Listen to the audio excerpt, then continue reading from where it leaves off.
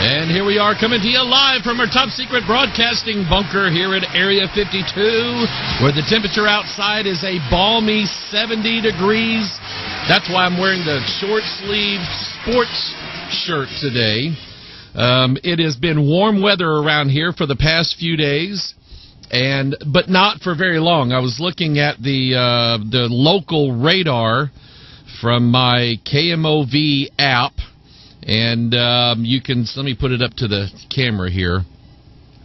You can see St. Louis right there, and you can see all of that stuff moving our way. That is a cold front coming down here, and there are tornado watches right now. Wow, that made my face red. There we go. So there's a tornado watch starting like 30 minutes ago and going until sometime this afternoon. So who knows what'll happen around here.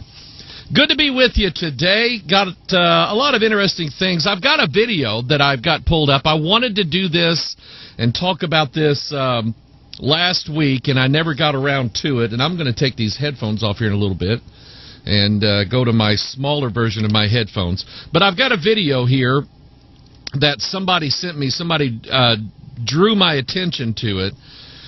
Some of the crazy stuff that goes on in some of these churches is just beyond bizarre.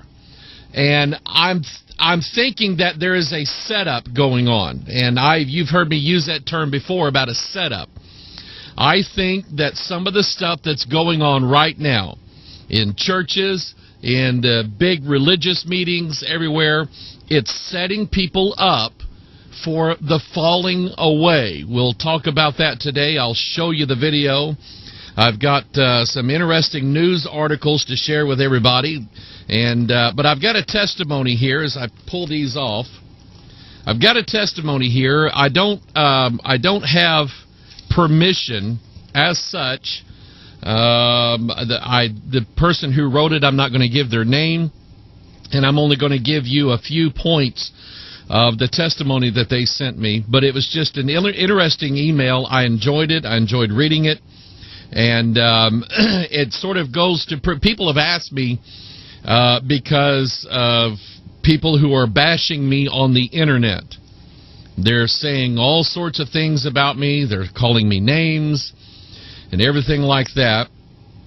Why don't I do something about it? Well, you've heard the old phrase, there's no such thing as bad publicity. There isn't.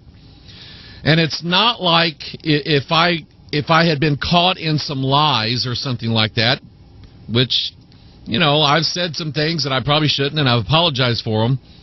But it's not like I've got something to hide because some people are saying, well, he's this, and he's like this, and he's like this. And what's happening is that every time my name comes up, whether it's on Facebook or some chat group or something like that, I don't even know what you call them anymore. But anyway, anytime my name comes up, there's someone who's going, well, who's he? And then they'll say, well, it's in this video here. And then they'll go watch the video. And I have heard back from people saying, you know what? We think we agree with you, Pastor Mike. We think we're on your side here. Would have never thought about it and had not somebody said blah, blah, blah, blah, blah. So here is an email, and I was blessed by this because it's one of several that have come in here from people who have said, you stopped me right here on my way of going further into the Hebrew roots or sacred name movement.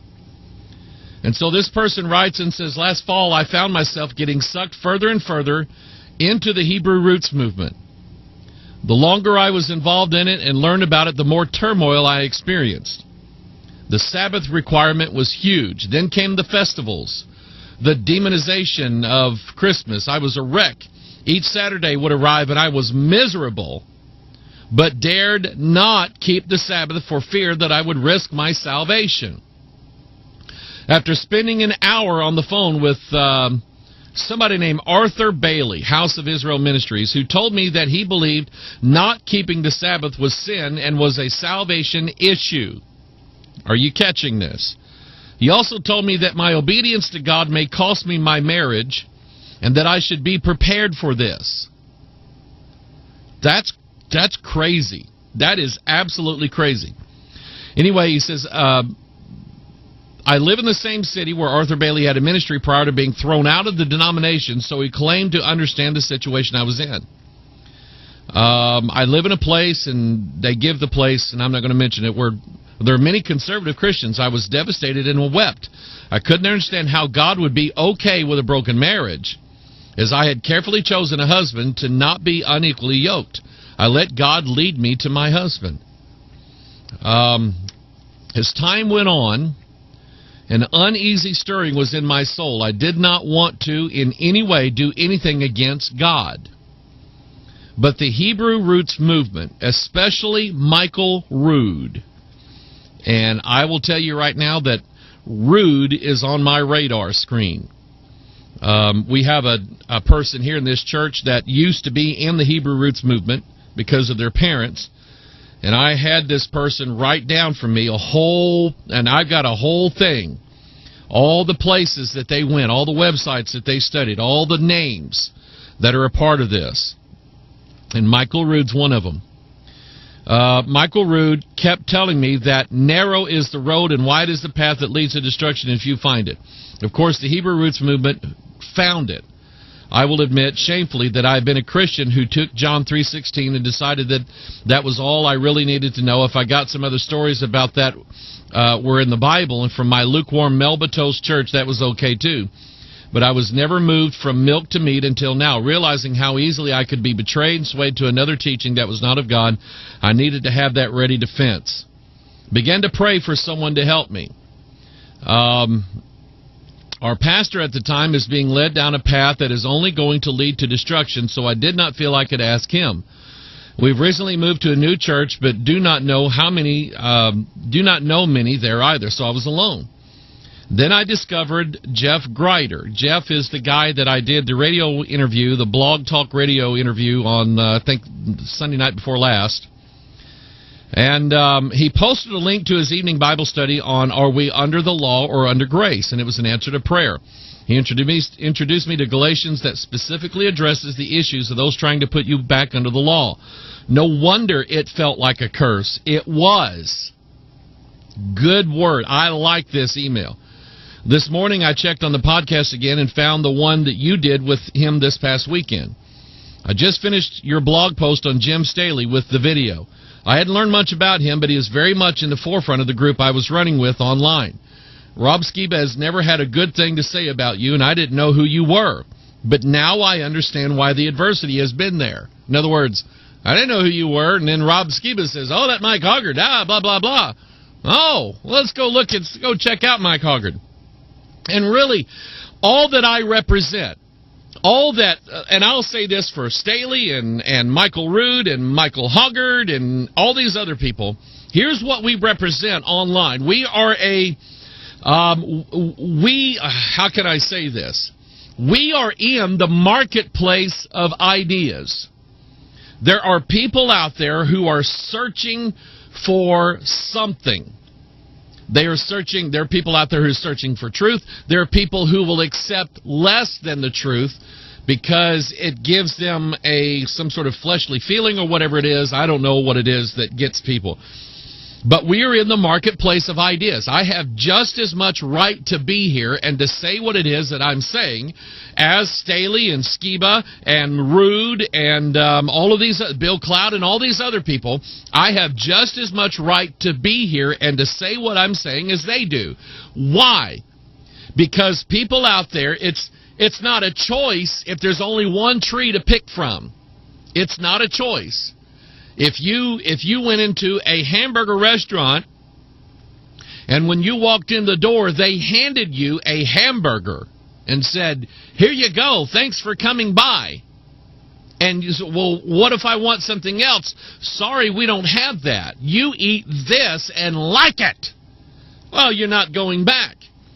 And so if all the Hebrew Roots people are going to say everything that they're saying, if all the emergent church and the Rick Warrens are going to say what they're going to say, if all of the liberal community churches are going to put on their shows and their dog and pony show and do all that stuff they're going to do, if the charismatic witchcraft cult is going to say all that stuff that they're going to say, and the signs and wonders everywhere, if they're going to do that, then I have I have a responsibility, or somebody has a responsibility, whether it's me or somebody else, to stand here, put stuff out on the internet and say, let me tell you now what the Bible says about all this, and then you decide.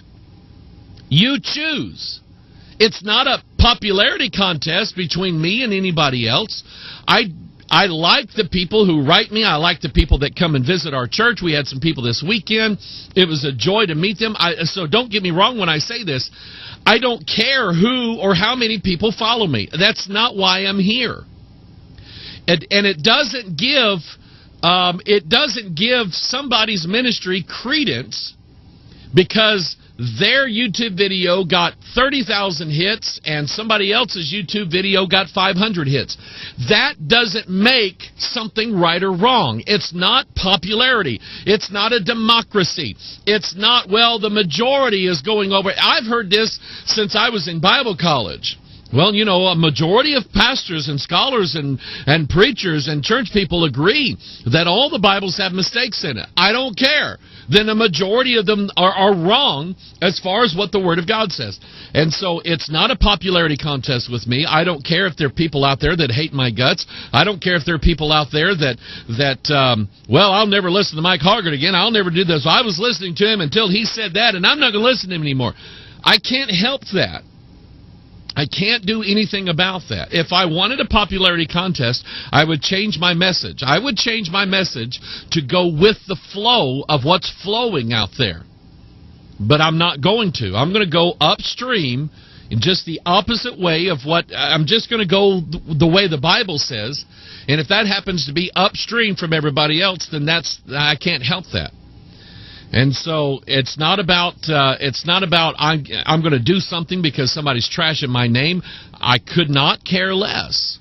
What I care about is the truth, and what I care about is that if all these people are going to say all this stuff that the Bible contradicts, then somebody's got to stand up and say, "Hey, wait a minute! Right here in the Word of God, right here in the Scriptures is what it says. It says this right here."